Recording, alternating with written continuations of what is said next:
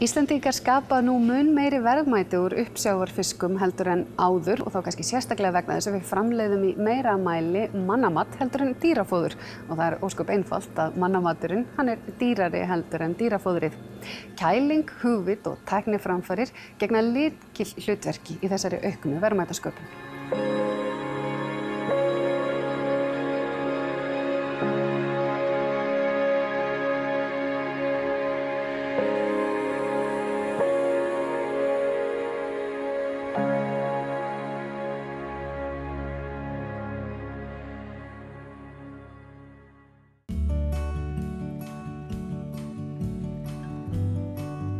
Á Íslandi voru í kringum árið 1960–70 byggð fjölmörg frystihús víða land en þá aðeins fyrir botnfisk. Síðar sáu útgerðir tækifæri í að nýta húsin í uppsjávariðnaði og þá fyrst fyrir loðnu. Frystihúsin, nú eða fiskiðjuverin, hafa hins vegar breyst gríðarlega mikið hinn síðustu ár með tilkomi nýrrar tækni, hugvits og vélbúnaðar. 97–98 kemur svo kallið sjálfvirkni frystihús. Þar sem að mannsöndin leyst á hendi með vélum og þetta verður eiginlega gjörbylting. Þetta byrjar á Neskaupstað, þeir eru svona fyrsta húsið sem kemur með þetta og þetta hefur nánast öll hús og ég held að séu tvö síðust að klárast núna árið 2016 sem eru komin í sjálfvirkni. Í dag geta þessi hús fryst 650 tonn á sólarhring. Það eru 40–50 manns að vinna á 2 vöktum. Það þýðir að í dag að vera að fara 1100 kíló, það er 1,1 tonn á hverja mannstund á móti 40 árið 74. Þetta er í raun og veru algjör bylting og þetta byggir líka mikið á því að þarna eru þetta bara að leggja í mikla fjárfestingu í þessum búnaði til að auka verðmæti og koma meira í gegn. En jafnframt tengist þetta líka skipunum sem að gátu fara en núna geta komið kælt hráefni fyrir þessa vinnslu og svo má auðvitað ekkert gleyma því að þú getur ekkert sett upp fiskiðjuvél sem frystir 650 tonn af síld, þá falla til 600 tonn sem þarf að fara í fiskimjölsina. Þannig að það verður að vera fiskimjölsverksmiðja við hliðina. Og ég meina ef maður hugsaður 650 tonn á sólarhring, svona verksmiðja þarf á hverjum einasta degi að losna við svona 30–35 vöruflutningabíla í burtu og fá aðra tóma í staðinn á hverjum degi. Magnið sem í dag fyrir gegnum fiskiðjuverin alveg gríðarlegt. Til þess að átta sig aðeins betur á þessu magni þá getum við tekið dæmi úr landbúnaði. Ef við tökum til að mynda allt kjöt sem framleitt á Íslandi á einu ári og þá að ræða allt sauðfé, nautgripi, svín, hross og alifuglakjöt, þá eru það samtals 31.000 tonn. Fiskiðjuverin 8 geta í fullum afköstum framleitt 31.000 tonna fiski á 8 dögum. Kæling og aftur kæling lykilatriði í vinnslu á íslenskum uppsjávarafurðum. Kælingin hefst strax borð í skipunum en markmiðið að koma í veg fyrir átu því of mikil áta í fiskunum gerir hann óhæfan til manneldis. Kælingin heldur síðan auðvitað áfram þegar aflanum landað. Úr kælitönkum skipa aflanum pumpað í lokuðum leiðslum inn í fiskiðjuverin þar sem hann fer fyrst í tegundaflokkun en ekki alltaf hægt að tryggja að nákvæmlega sú tegund sem ætlunin að veiða sé sú sem upp úr hafinu kemur. Úr tegundaflokkun fer fiskurinn í stærðarflokkara. Þaðan fer hann svo annaðhvort heill eða hausaður, nú eða flakaður. Þaðan fer afurðin í vigtun og að lokum í litaða poka. Pokarnir fara svo í frystingu, litaskönnun, málmleit, pakkað í kassa og kassarnir eru settir á bretti og að lokum fara brettin í frystigeymslu sem á bilinu -18 til -26 gráður. Að lokum aflinn fluttur úr landi, annaðhvort heilfrystur, hausaður eða flakaður. Afurðirnar fara svo í skip sem flytja þá á markaði. Gæðaeftirlit skiljanlega mikilvægt í fiskiðjuverum, en í hverju felast góð gæði?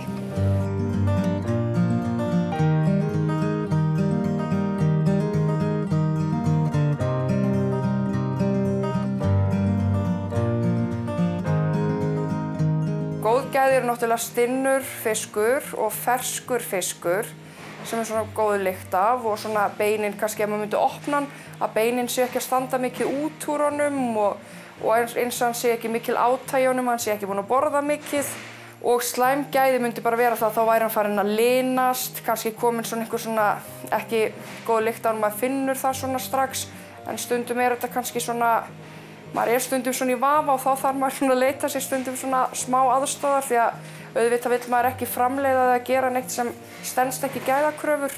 Misjafnt hvort að útgerðir velja að frysta og vinna afla í landi í fiskiðjuverum eða strax borð í skipum, sem þá eru kölluð frystiskip. Þessi skip fóru að koma og fyrir aldamótin og eru enn nokkur skip sem frysta aflan borð. Vinnsluferlið borð í frystiskipum þó mjög líkt ferlinu í fiskiðjuverum. Aflanum dælt borði og hann í lestar og það yfirleitt svona 40–50% sjór í lestunum þegar fiskum dælt og hann í.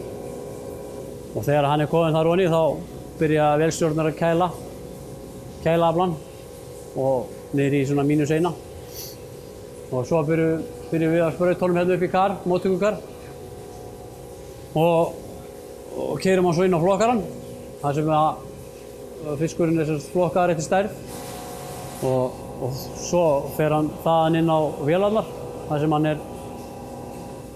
flaggaður og þaðan fer hann í úrtínslu, þar tínt úr ef eitthvað skemmt og í pökkun og þaðan inn í frystitæki og svo stendur einn maður og kassar þegar þetta svona 2 tímar búnir, það tekur svona 2 tíma að frysta þetta og hann setur þetta í pappakassa og niður í lest og það þarf eins og hjá okkur 27.000 pappakassa til að fylla skipið. Það eru 710 tonn eitthvað svoleiðis. Vinnsla á uppsjávarfiski fer hins vegar að mestu fram í fiskiðjuverum og koma þá skipin með ferskt hráefni að landi.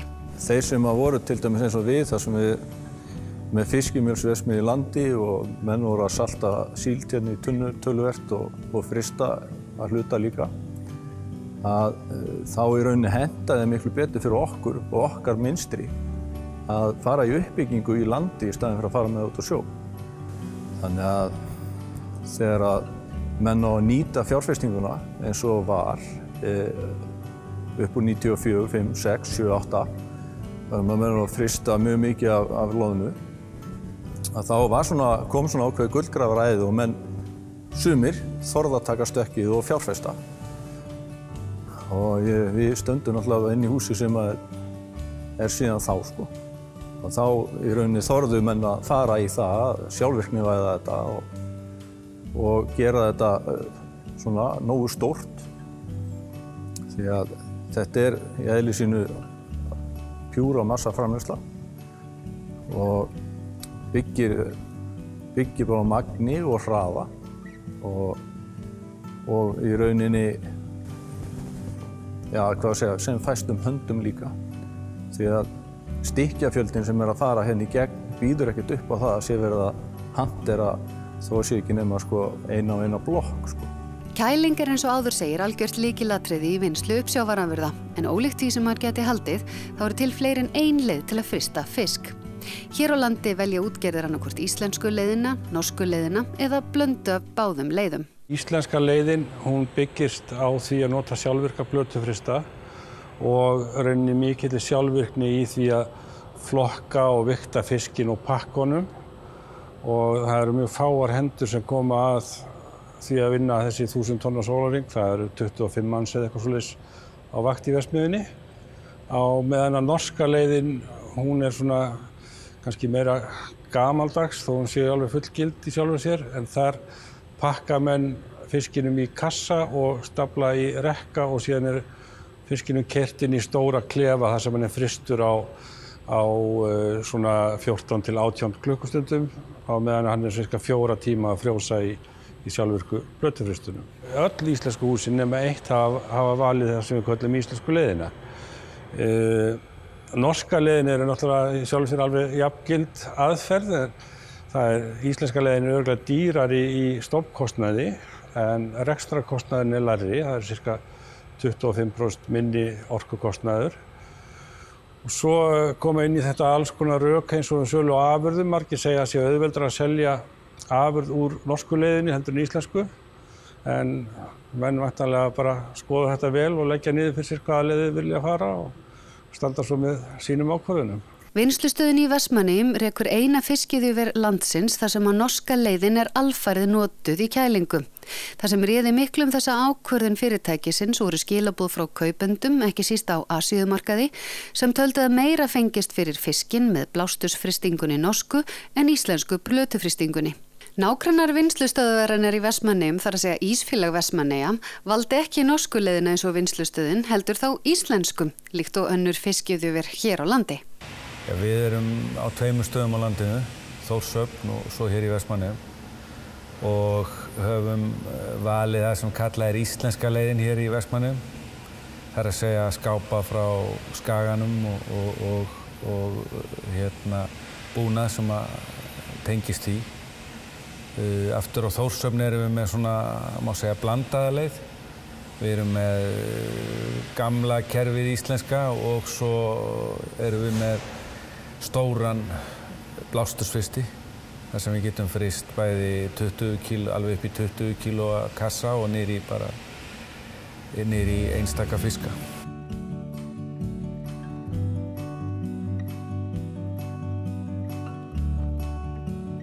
Við keyptum hennar lausfrystir notaðan frá Þýskalandi, en áður en við tókum hann í notkun, þá hafði hann verið notaður til að framleiða ís sem var frystur og seldur.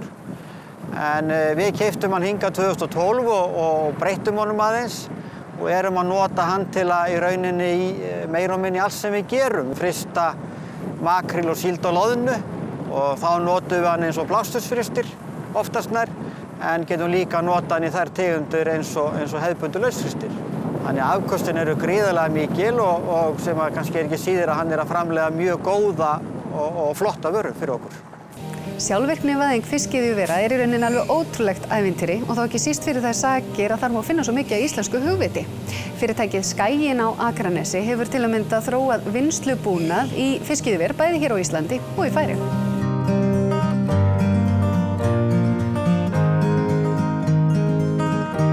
Já, Skaginn hefur þróað vinnslubúnað og við höfum byggt upp okkar starfsemi á vinnslubúnað fyrir fiskiðnaðinn á Íslandi í nánu samstarfi við greinina sjálfa. Hvað snýr að uppsjávarvinnslunum, þá byrjuðum við að smíða búnað fyrir uppsjávarvinnnaðinn fyrir rúmum 15 árum síðan og þá byrjaði það smátt. Þá þótti það mjög mikið að afkasta 200 tonnum á sólarhring með mjög miklu mannskap. Í dag eru verksmiðjurnar orðnar sjálfvirkar, þannig að mannshöndi þarf ekki að koma að sjálfri vinnslunni. Og afköstin í dag eru þannig að stærstu verksmiðjurnar eru farnar að nálgast það að geta fryst 1000 tonn á sólarhring. Lausnin sem við höfum, hún byggist á samstarfi við mörg fyrirtæki og við höfum búið til heildstæða lausn sem við í samstarfi við fyrirtæki eins og Frost, kælismiðjuna Frost og Rafeyri sem hafa þá séð á rafmagnsbúnaðinn og frystikerfin.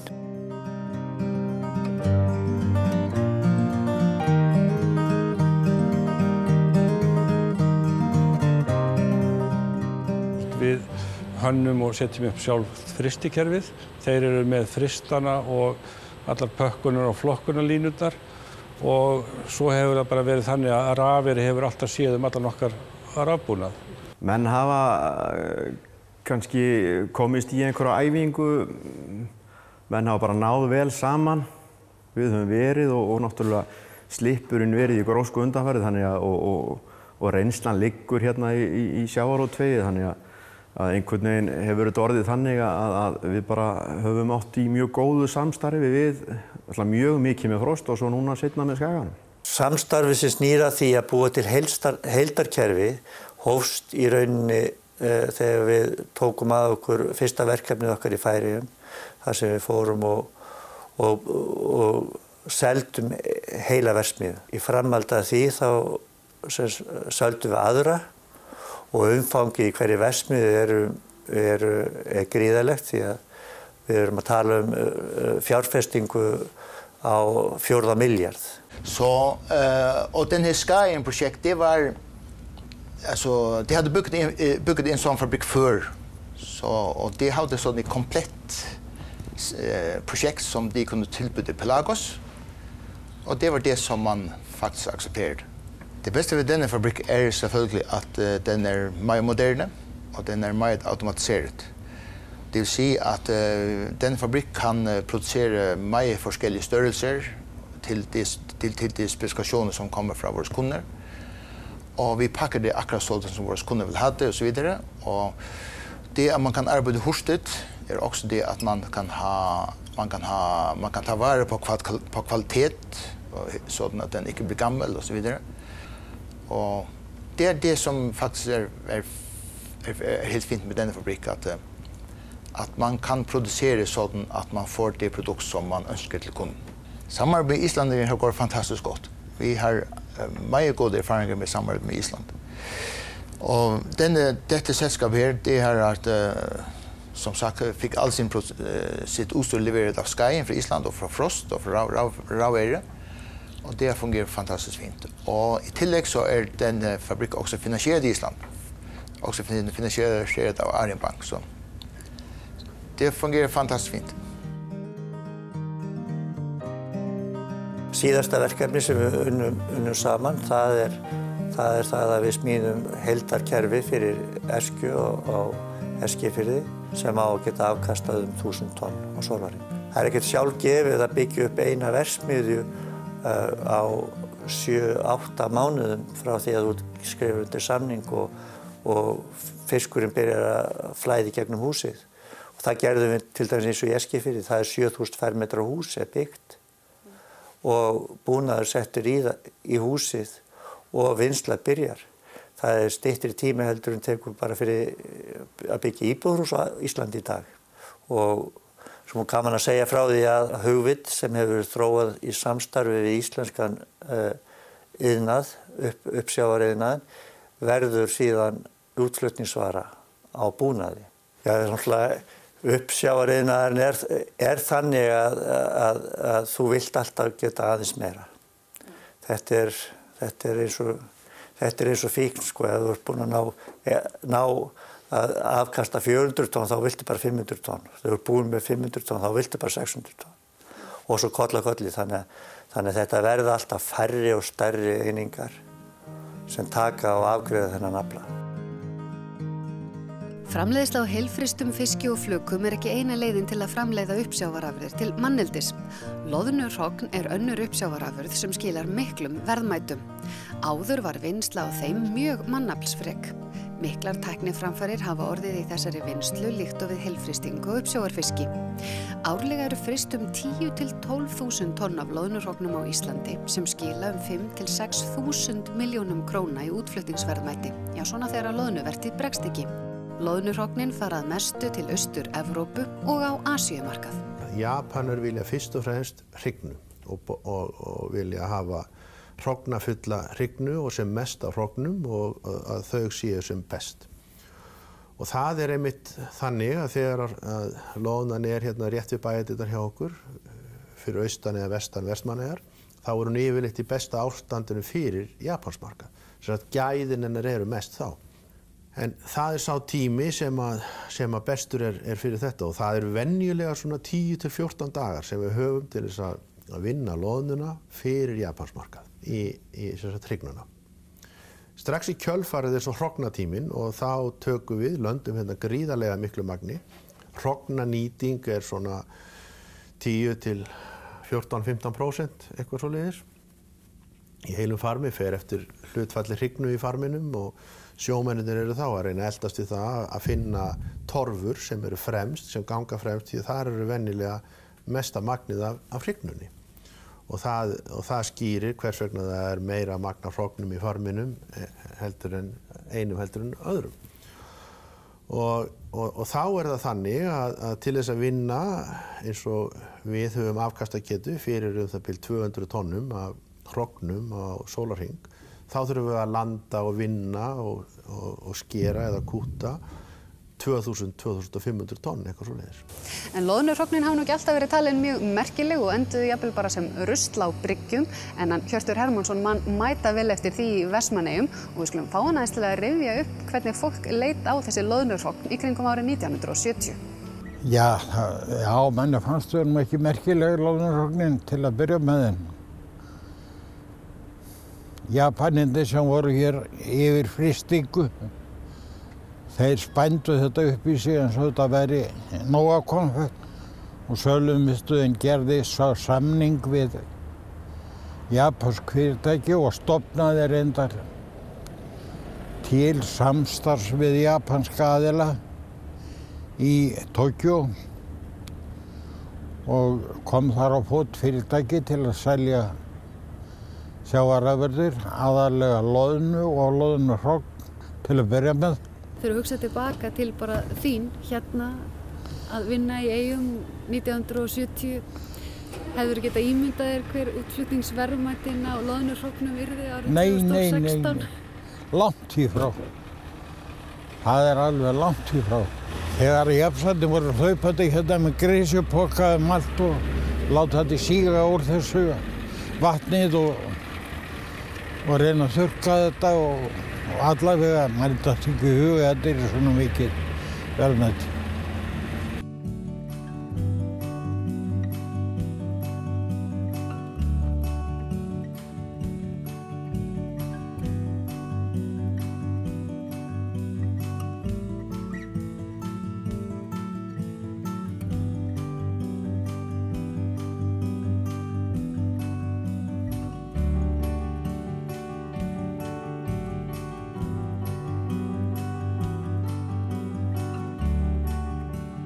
Þó svo að mannshöndin og hugurinn hafi skipt miklu máli við að auka verðmæti íslenskra uppsjávarafurða, þá það nú einu sinni þannig að það nú móðir náttúra sem ræður á endanum för.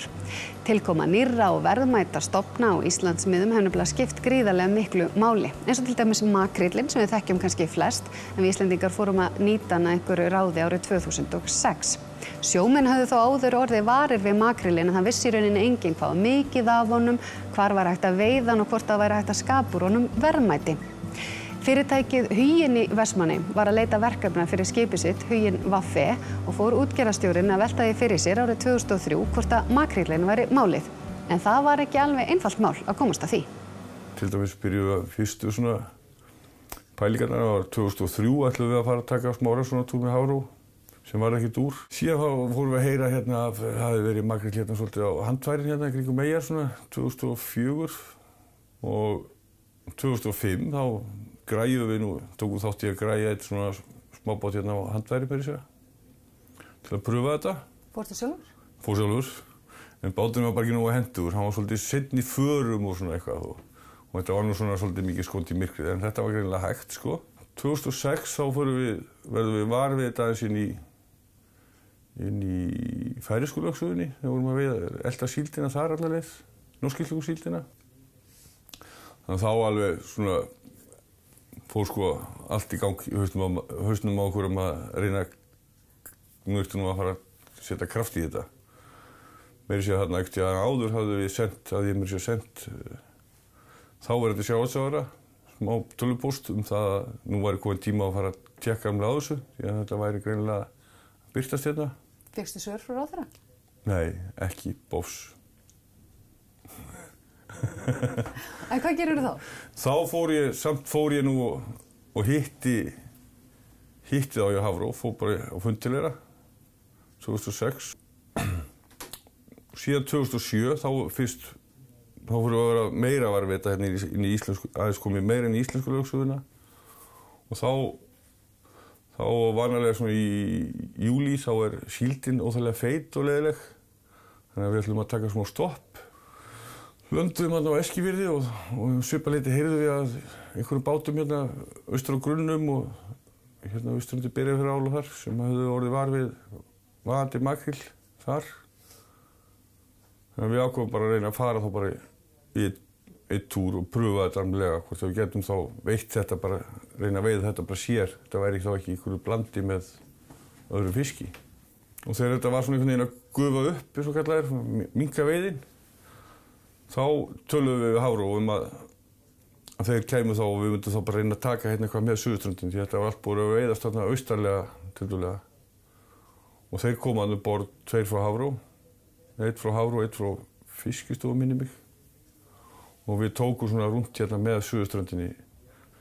En á þeim tíma höfðum við náttúrulega ekki mikla þekkingu á þessu, við vorum bara svona, það var bara verið að toga svona mikið út í loftið og menn voru svona að reyna að átta sig á því hvernig þetta lægi og því að þetta sást illa á mælum. En það var ekki nóg að finna makrílinn því íslenski flotinn og vinnslurnar voru ekki tilbúnar til þess að takast á við veiðar og vinnslu á þessari nýju tegund.